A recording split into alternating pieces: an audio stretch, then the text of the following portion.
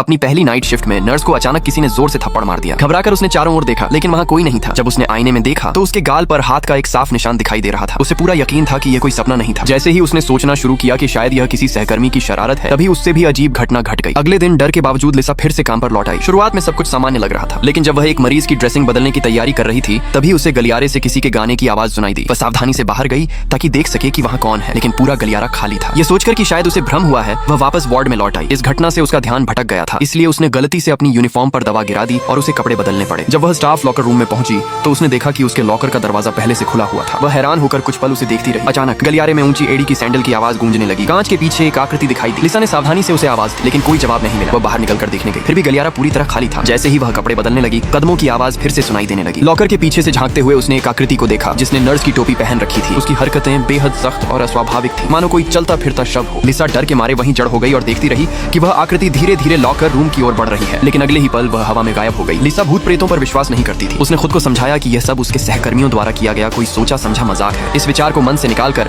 वह जल्दी से वापस काम पर चली गई, क्योंकि एक और मरीज को इंजेक्शन देना था। वार्ड में पहुंचते ही लिसा ने नर्स की टोपी पहने एक आकृति को देखा। वहां उसने एक पुरुष मरीज को दर्द कम करने वाला इंजेक्शन देने की तैयारी की। मरीज ने उससे कहा कि काले लबादे में एक नर्स पहले ही उसे इंजेक्शन दे चुकी है। ये सुनकर लिसा घबरा गई। उसने तुरंत मेडिकल रिकॉर्ड की जांच की और उसमें एक अनजान हस्ताक्षर पाया। उसकी ट्रे में रखा दर्द कम करने वाला इंजेक्शन भी गायब था। यह सोचकर कि कोई उसके साथ बेहद क्रूर मजाक कर रहा है, वह जवाब मांगने के लिए नर्स स्टेशन पहुंची, लेकिन उसके सहकर्मियों ने बताया कि पूरे समय वार्ड की चाबी उसी के पास थी। कोई भी बात समझ में न आने पर लिसा वापस वार्ड की ओर लौट गई। अचानक गलियारे की लाइटें तेजी से टिमटिमाने लगी। एक बार फिर वही रहस्यमयी गाना और कदमों की आवाज गूंजने लगी। फिर मोड़ के पीछे से एक काली परछाई धीरे धीरे बाहर आने लगी। लिसा ने एक बार फिर हिम्मत जुटाई और कदम दर कदम आगे बढ़ने लगी।